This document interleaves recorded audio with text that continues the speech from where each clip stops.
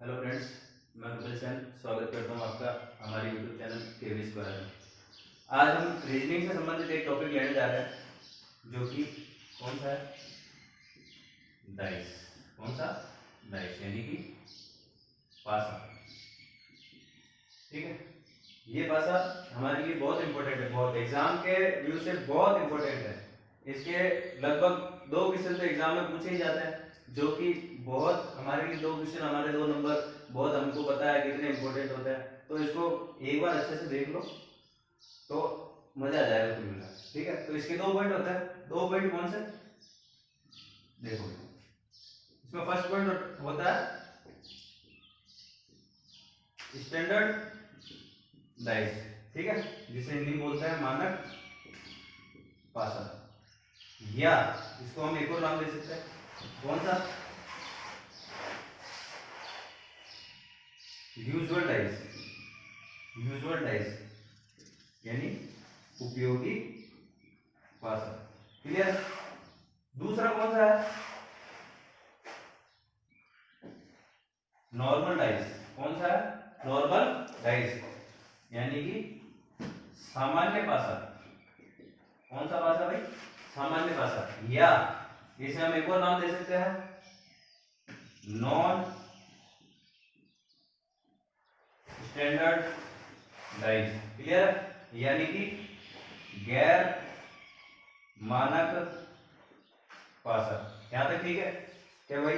Dice होता है, dice के 2 पार्ट होता है, एक तो स्टैंडर्ड डाइस होता है यानी मानक पासा, या यूजुअल डाइस यानी कि उपयोगी पासा। ठीक है, दूसरा होता है नॉर्मल डाइस, सामान्य पासा, या नॉन स्टैंडर्ड डाइस यानी गैर मानक पासा। तो हम पहले पढ़ेंगे स्टैंडर्ड डाइस को। क्लियर? छोटा सा ही है, तो हम शुरुआत करते हैं स्टैंडर्ड डाइस से। कहां से? Standard dice. इसकी परिभाषा होती है कि ऐसे पासे जिनमें विपरीत सतहों के अंकों का योग कितना होगा? 7 होगा। ऐसे पासे जिनमें विपरीत सतहों के अंकों का योग कितना होगा? 7 होगा। ये फिक्स है, ये फिक्स है कि ऐसे पासे जिनमें विपरीत सतहों का योग कितना होगा? 7 होगा। विपरीत सतह समझते हो? जैसे कि ये मेरा एक पासा है, क्लियर है?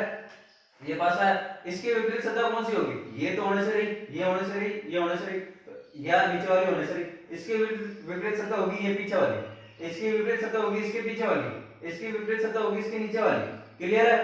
तो ये हमारा डाइस इस प्रकार से होता है। ठीक है, तो विपरीत सतहों के अंकों का योग कितना होगा? 7 होगा। कैसे? कि अगर एक है और एक के विपरीत पूछा तो क्या होगा? 6, यानी कि इनका योग कितना हो रहा है? 7।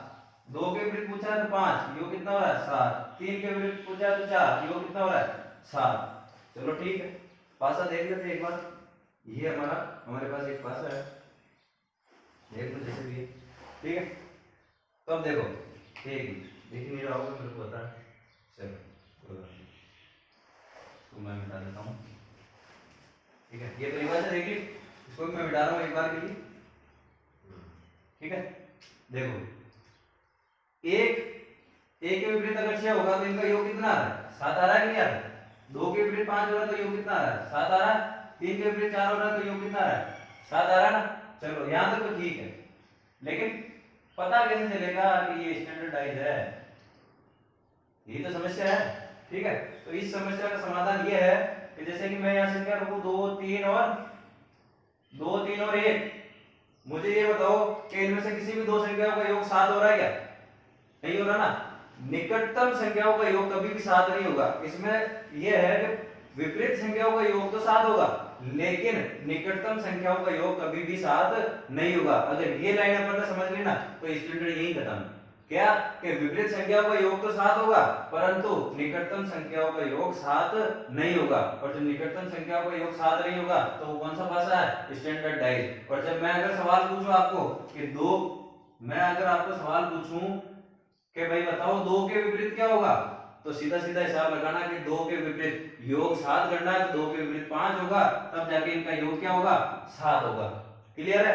मैं पूछूं एक के विपरीत क्या होगा, तो एक के विपरीत क्या होगा, 6 होगा, जब जाके इनका योग 7 होगा, क्योंकि कंडीशन यही बोलता है, परिभाषा यही बोलती है। क्लियर है? 3 के विपरीत पूछो तो 4, क्योंकि इनका योग 7 होता है। तो ये हमारा जो है वो है स्टैंडर्ड डाइस। क्लियर है यहां तक?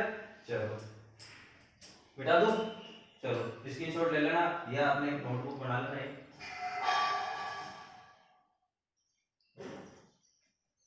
चलो नेक्स्ट अपन पढ़ेंगे नॉर्मल डाइस, यानी सामान्य पासा या नॉन स्टैंडर्ड डाइस। कौन सा? सामान्य पासा या नॉन स्टैंडर्ड डाइस, यानी गैर मानक पासा। इसको समझने के लिए इसकी एक परिभाषा, इसके वैसे 3 नियम होते हैं, ठीक है? मैं 3 नियम तो आज पूरा कंप्लीट करा नहीं पाऊंगा क्योंकि वीडियो बहुत लंबी हो जाएगी, ठीक है? मैं आपको आज पहला नियम बताने जा रहा हूं, केवल और केवल, ठीक है? वैसे इसको पहचानने का एक मैं सीधा सीधा बता दूं, जैसे कि अगर आपके पास ये पासा है, क्लियर? स्टैंडर्ड में क्या था कि निकटतम संख्या होगा। अब निकटतम कैसे होगी, चलो आपको ये बता दूं, आपको ये तो पता चल गया होगा कि भाई इसके विपरीत ये है, इसके विपरीत ये है, और निकटतम क्या होगी, ये अगर सतह है तो इसकी निकटतम ये होगी, इसकी निकटतम ये होगी, इसकी निकटतम ये होगी और इसकी निकटतम ये होगी, ना कि ये होगी, ये सीधा विपरीत है। अच्छा, एग्जामिनर कभी भी अपने को पासे के अंदर विपरीत संख्या कभी नहीं देगा, इस बात का ध्यान रखना। विपरीत संख्या दे देगा तो पूछेगा क्या, इसलिए वो कभी भी विपरीत संख्या नहीं देता, वो हमेशा और हमेशा निकटतम संख्या ही देता है। मान लो यहाँ है 2, 3 और 5, 2, 3 और 5। मैंने स्टैंडर्ड में कहा था कि किन्हीं भी दो संख्याओं का योग निकटतम में 7 नहीं होना चाहिए, तब जाके वो स्टैंडर्ड कहलाएगी। लेकिन इसके अंदर योग क्या आ रहा है, निकटतम का 7 आ रहा है, इसलिए ये कौन सी है, ये ये अपना सामान्य पासा, यानी कि गैर मानक पासा, ठीक है? नॉन स्टैंडर्ड डाइस, ठीक है? तो नॉन स्टैंडर्ड डाइस में अगर इसको पहचानना है तो सीधा सीधा है कि निकटतम संख्याओं का योग कितना होगा, 7 होगा। निकटतम संख्याओं का योग क्या होगा, 7 होगा। विपरीत से कोई लेना देना नहीं है, विपरीत से अपने को कोई लेना देना नहीं है। इसके अंदर अपने को केवल यही देखना है कि इसके अंदर निकटतम संख्याओं का योग 7 है या नहीं है। अगर है तो ये अपना नॉन स्टैंडर्ड डाइस है, अगर नहीं है योग 7 निकटतम संख्याओं का तो अपना ये स्टैंडर्ड डाइस है। यहां तक क्लियर है? चलो इसको मिटाता हूं मैं।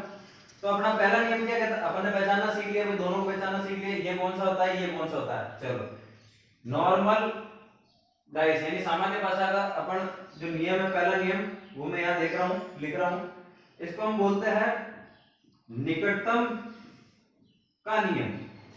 कौन सा होता है ये, निकटतम का नियम। देखो देख लेना अच्छे से, निकटतम का नियम। इसकी परिभाषा क्या कहती है, इसकी परिभाषा अभी इसकी परिभाषा बताऊंगा तो आप भी कहोगे यार क्या मजाक लगा रहा है, ठीक है? लेकिन जो भी है सिंपल ही है, इसलिए आप कहोगे कि क्या मजाक लगा रहा है, ठीक है? तो ये भाषा वैसे कोई हार्ड नहीं है, बिल्कुल इजी है, ऐसी कोई बात नहीं। तो इसकी परिभाषा ये है कि अगर जिस चीज का विपरीत पूछा जाए, ठीक है? जैसे कि पहले ये भाषा बना देता हूं, ठीक है? 2, 4, 2, 3,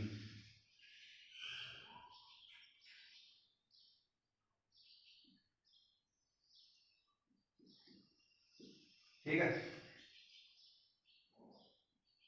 ठीक है, पूछा कि 4 के विपरीत क्या होगा, तो निकटतम का नियम यह कहता है कि जिसके मतलब कि निकटतम जो अंक होता है या निकटतम सतह जो होती है वो कभी भी, निकटतम जो सतह होती है वो कभी भी उसकी विपरीत नहीं होगी। निकटतम सतह कभी भी विपरीत नहीं होगी, ये कहता है निकटतम का नियम। क्या कहता है कि निकटतम सतह कभी भी विपरीत नहीं होगी। और जो एग्जामिनर हमें देता है वो सारी की सारी कौन सी सतह होती है, वो सारी की सारी निकटतम सतह होती है, ना कि विपरीत सतह होती है, ठीक है? विपरीत हमें निकालना होता है, क्लियर है? तो निकटतम सतह का मतलब निकटतम सतह कभी भी विपरीत नहीं होगी, ठीक है? और इसका एक और चीज है, वो चीज क्या है कि भाई 4 जब भी निकटतम, जो पहला नियम है उसको एक और है पहचानने का कि इसमें एक संख्या कॉमन होगी। क्या होगा, एक संख्या कॉमन होगी, क्लियर है? और जो संख्या कॉमन होगी उसी के ही वो विपरीत पूछेगा, ये फिक्स है। एक संख्या तो कॉमन होगी, अब इसमें देखो 4, 2, 3, 4, 5, 2 कॉमन क्या लग रहा है, 4 कॉमन है, तो एक संख्या कॉमन होगी और निकटतम का नियम है जो संख्या कॉमन होगी उसके ही विपरीत वो पूछेगा एग्जामिनर, ये हमेशा ऐसा ही होगा, क्लियर है? देखो अब मैं पूछता हूं आपको 4 के विपरीत क्या होगा, 4 के विपरीत क्या होगा? ठीक है, परिभाषा में बोला हुआ था कि निकटतम सतह कभी भी विपरीत नहीं होगी, निकटतम सतह कभी भी विपरीत नहीं होगी। ठीक है, मैंने कहा 4 के पास में ये है और ये है, ये तो निकटतम है। 4 के पास में क्या है? 4 के पास में 2 है, निकटतम में तो हो ही नहीं सकती। 4 के पास में 3 है, निकटतम में तो हो ही नहीं सकती। 4 के पास में 5 है, निकटतम में तो हो ही नहीं सकती। 4 के पास में 2 है तो निकटतम में तो, सॉरी यहाँ पर मैं ये कर देता हूँ, ठीक है, दो संख्या मतलब दो संख्या कॉमन नहीं हो सकती। पहले नियम में होगा एक ही संख्या कॉमन होगी, यहाँ पे दो संख्या एक साथ कॉमन होगी थी। दो संख्या जब कॉमन हो जाए ना तो वो लगता है दूसरा नियम, ओवेनिस का नियम, वो अपन आगे बढ़ेंगे। ठीक है, तो अभी ये देख रहे हैं अपन पहला नियम। ठीक है, तो इसमें मैं एक लिख देता हूँ। अब 4 के निकट 1 है, एक तो विपरीत होगी नहीं। ठीक है, तो बचा क्या? बचा भाई 4 के विपरीत क्या बचा? 6। तो मैं यहाँ सीधा सीधा कह दूंगा, यहाँ दिख नहीं रहा होगा आपको, मैं सीधा सीधा कह दूंगा 4 के विपरीत क्या आया अपने को आंसर? 6 आया। पूछा यही है और अपन ने सीधा इसका आंसर दे दिया। चलो एक सवाल और ले लेते हैं।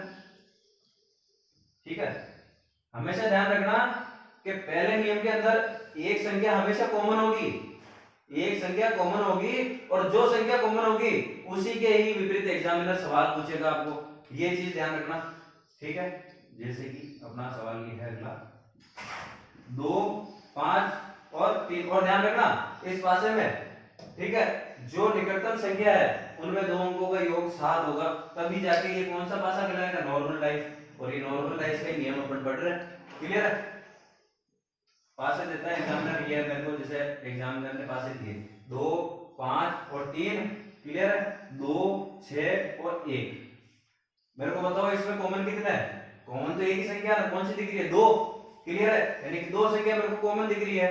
अब मेरे को लग रहा है कि भाई ये अपना पहला नियम, दो संख्या अपने को यानी कि 2 नंबर अपने को कॉमन दिख रहा है। ठीक है, एग्जामिनर पूछ रहा है कि 2 के बराबर क्या होगा, तब जाके अपन कहेंगे कि हाँ भाई ये पहला नियम से लग रहा है।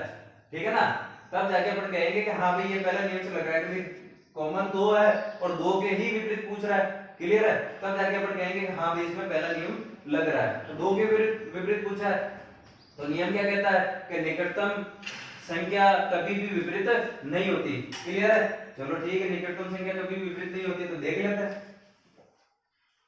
अब तो आप सीख ही गए होंगे मेरे हिसाब से। ठीक है, उम्मीद यही है। तो 2 के निकटतम कौन कौन सी? 2 के निकट 5 है, 2 के निकट 3 है। चलो, तो 5 है तो हो नहीं सकती, 3 है तो हो नहीं सकती, 2 के निकट 6 है तो हो ही नहीं सकती, 2 के निकट 1 है तो ये भी नहीं हो सकती। बचा क्या? 4 ही बचा। तो अपन क्या कहेंगे? 2 के निकट 2 के विपरीत क्या होगा? 4 होगा। क्या कहेंगे? 2 के विपरीत वाली संख्या कौन सी है? 4 है। तो ये था अपना पहला नियम। आशा करता हूं आपको समझ में आया होगा और आप इसको प्रैक्टिस करना। ये ऐसे पढ़ाने से कुछ नहीं होगा, मैं पढ़ा दिया अच्छी बात है, आपको समझ में आ गया अच्छी बात है। जब तक आप प्रैक्टिस नहीं करोगे ना तब तक तो मुझे नहीं लगता कि कुछ कोई चीज पॉसिबल है समझना या कुछ। उसको एक्सरसाइज बहुत जरूरी है। क्लियर है? तो ठीक है, धन्यवाद दोस्तों।